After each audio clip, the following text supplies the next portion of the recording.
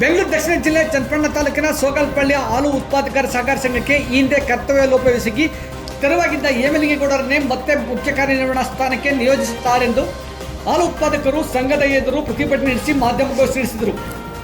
ಈ ಸಂದರ್ಭದಲ್ಲಿ ಜಿಲ್ಲೆಯ ಜನರ ನಾಡಿಮಿಡಿತ ಸಂಗ್ರಾಮ ಟಿವಿಗೆ ಮುಖಂಡರು ಮಾತನಾಡಿ, ಹಾಲು ಉತ್ಪಾದಕರ ಸಹಕಾರ ಸಂಘದಲ್ಲಿ ಭ್ರಷ್ಟಾಚಾರವೆಸಗಿ ಅಮಾನತುಗೊಂಡಿದ್ದ ಹೇಮಲಿಂಗೇಗೌಡರನ್ನೇ ಯಾವುದೇ ಕಾರಣಕ್ಕೂ ಮುಖ್ಯ ಕಾರ್ಯನಿರ್ವಹಣಾ ಸ್ಥಾನದಲ್ಲಿ ಕೂರಲು ಬಿಡುವುದಿಲ್ಲ ಎಂದು ಪಟ್ಟು ಹಿಡಿದರು.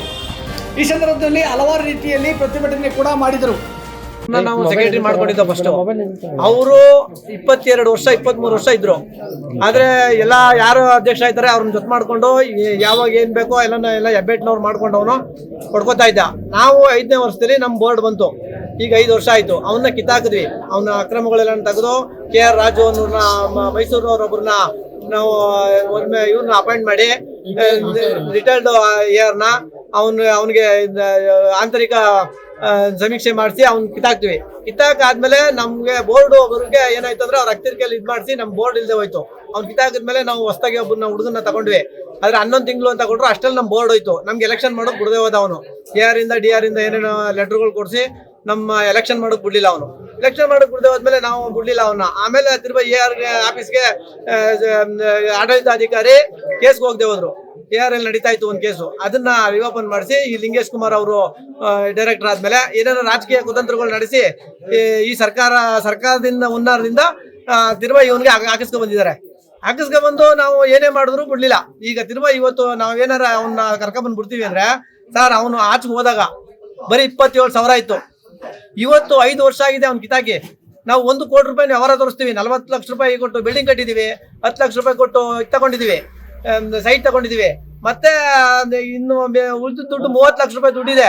ಬೋನಸ್ 1 ವರ್ಷ ಕೊಟ್ಟಿರ್ಲಿಲ್ಲ. 23 ವರ್ಷದಲ್ಲಿ 1 ವರ್ಷನೂ ಬೋನಸ್ ಕೊಟ್ಟಿರ್ಲಿಲ್ಲ ಅವನು ರೈತರಿಗೆ ಯಾರಿಗೂ ಕೊಟ್ಟಿರ್ಲಿಲ್ಲ. ನಾವಿವಾಗ 5 ವರ್ಷ ತಾವಿಂದ ಬೋನಸ್ ಕೊಡ್ತಾ ಇದೀವಿ. 9 ಚಿಲ್ಲರೆ, 10 ಚಿಲ್ಲರೆ, 12 ಚಿಲ್ಲರೆ 1 ವರ್ಷಕ್ಕೆ ಬೋನಸ್ ಲಕ್ಷ ರೂಪಾಯಿ ಕೊಡ್ತಾ ಇದೀವಿ. ಅವೆಲ್ಲ ಮಾಡಿ ಇಷ್ಟೆಲ್ಲ ಆದ್ರೂ ಒಂದು ಹುಡುಗನ ವಿಜಯ್ ಅಂತ ಒಂದು ಹುಡುಗನ ನಾವು ತಗೊಂಡಿದೀವಿ. ಆ ಹುಡುಗನ ನಾವು ಕ್ಯಾನ್ಸಲ್ ಮಾಡಿ ಈಗ ಅವನಿಗೆ ಅಧಿಕಾರ ಹಾಕಿಸ್ಕೊಂಡ್ ಬಂದಿದ್ದಾರೆ. ಹಾಕಿಸ್ಕೊಂಡ್ಬಂದು ಈ ಸರ್ಕಾರದ ಹುನ್ನಾರದಿಂದ ಈಗ ಅವನಿಗೆ ಮಾಡಬಾರ ಕೆಲಸ ನಮ್ಗೆಲ್ಲ ಮಾಡಿ ಈಗ ಅವನ್ನ ಕರ್ಕೊಂಡ್ಬಂದು ಕುಣ್ಸಕ್ಕೆ ಪೊಲೀಸ್ ಮುಖಾಂತರ ಬಂದು ಕುಣ್ಸಕ್ ಮಾಡ್ತಾ ಇದಾರೆ. ನಾವ್ ಯಾವುದೇ ಕಾರಣಕ್ಕೂ ಅವ್ನ ಕರ್ಕೊಂಡ್ಬಂದ್ರು ನಮ್ ಪ್ರಾಣ ಹೋದ್ರು ಸರಿ. ಇಲ್ಲಿ ನಾವ್ ಯಾವುದೇ ಕಾರಣಕ್ಕೂ ಅವನ್ನ ಒಳಗಡೆ ಬಿಡಲ್ಲ.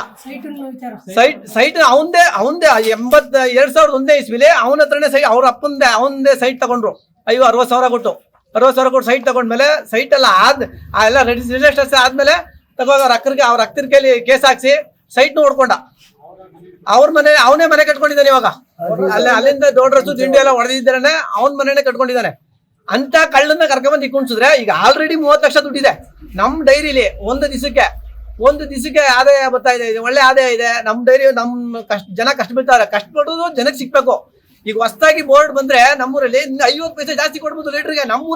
ನಮ್ಮೂರ ಹಾಲ್ಗೆ 50 ಪೈಸೆ ನಾವು ಲೀಟರ್ ಜಾಸ್ತಿ ಕೊಡ್ತೀವಿ. ನಮ್ ಬೋರ್ಡ್ ಬಂದು ನಾವು ಇದಾದ್ರೆ 50 ಪೈಸಾ.